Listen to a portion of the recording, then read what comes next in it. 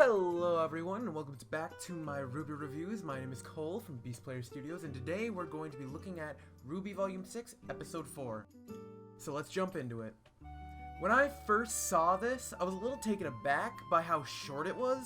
Only 13 minutes compared to like the last episode that was almost 30 minutes and another one that was like 22 minutes. So I was expecting a more longer volume, but this episode felt like filler, just a lot of fleshing out after the big drop of information in the last episode. So let's get into this and discuss. The episode starts with Yang saying Salem can't be killed, which a lot of people in the comments were talking about last time. They said the answer that Jin gave was more for Ozpin, that he couldn't defeat Salem, but maybe someone else could. A lot of people throwing around theories of silver-eyed warriors like Rwby, seeing as how they can destroy certain beings with just their sight alone. Maybe a wild card is going to be able to destroy Salem. I hope it's Rwby, she's goddamn main character. Doesn't feel like it all the time, but it's true. So, Yang gets in Ozpin's face about not telling us all this shit. Then Rwby asks him, what is your plan to defeat Salem? And Oz looks up with tears in his eyes and says, I don't have one. Which is kind of scary. That means we're doing all of this off the cuff. Like, this whole adventure is just a hunch. Then Crow just punches Ozpin straight in the jaw. And Crow has a great quote. He says, meeting you was the worst luck of my life. Which is, I really like that. I really like that. It speaks a lot for how Crow feels. Ozpin just accepts it and goes into Oscar's brain. And he kind of hides way back in there, locked up. And Yang freaks the fuck out. Again, which I always thought Yang was the more accepting type, but now it's totally Rwby only. She's the only one that kind of accepts him. And the old lady chimes in and is like, shut the fuck up. And let's get out of here before we freeze to death. And it doesn't help that they're literally attracting Grimm like a big negativity buffet. The old lady calms down the entire group, gives them a goal, which is really good right now because everyone's getting really heated. So they just pick up all their stuff and they try to get as much supplies as they can before they move out. And a really fucked up thing happens. Oscar says, I'm just going to become one of his lives now, aren't I? And Rwby says, no, you're your own person. And Crow smacks that down and says, don't lie to him, Rwby. We're better than that. Then we cut to the lady of the hour, the fallen queen herself, Salem. We see a plane fly in carrying Emerald, Mercury, and Hazel, and they meet Tyrion, who eggs them on by bringing up that their fall maiden isn't here, and Emerald doesn't like that very much. She full-on threatens to cut him up while pointing her guns at him, and Tyrion relishes in the fact that Cinder isn't there anymore, saying he's going to kill them, pretty much.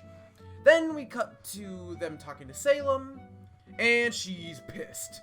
Like, very pissed. She does not accept failure in any way, shape, or form. And Hazel is a bro, and takes one for the team, and is like, this is my fault. I take full responsibility. And Salem flips over the table and hits Tyrion. And then little grim arms come out of the ground and grab onto Hazel and start pulling him down. Salem's like, Emerald, you're not stupid as fuck. Tell me who did this. And Emerald, scared shitless, tells her that Cinder is the one that fucked up. And that's very true. She messed up royally. But she lets Cinder live in isolation, which I'm a little surprised by, because you think she'd want to kill a failure, but she is a maiden. She's pretty important to the cause. But then Hazel brings up that Team Rwby's heading to Atlas with Ozpin, and Salem freaks the fuck out. Windows start cracking, the building starts shaking, and she's just pissed. She says, leave. And Hazel grabs onto Emerald and is like, let's go. We can't deal with this shit. Then Salem just screams and breaks all of the windows in anger. Then we cut back to our main crew walking along, and they find an abandoned farmhouse, and that's where we bookend. Like I said, this episode was very much filler.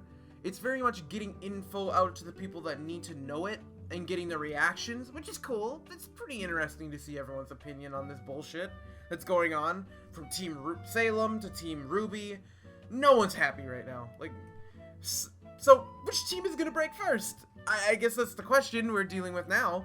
But one does have an immortal being on it, and another has a being that has to go through rebirth. So, which one's going to win? I think Rwby might be the linchpin in all of this. She might be the one to destroy Salem, or she might be the one to die by Salem. Who knows? But, yeah, this episode is pretty good, I guess. Nothing really much to really sink your teeth into, other than relationships being decimated. I really didn't expect Crow to punch Oz. That was pretty cool. He deserved it. A lot of people in the comments were talking about how they don't get why he kept this a secret. It's not really that big of a deal. His only reasoning is that he didn't want to give the team anxiety over the last part, I assume. You know, the whole not being able to be killed with Salem thing. But who knows where the story's going to go from here. I hope you all enjoyed this episode. My name is Cole. Subscribe, like, comment your thoughts on this episode. Tell me everything you thought about it. It's pretty short, so let's have a discussion about it. Have a great day, guys.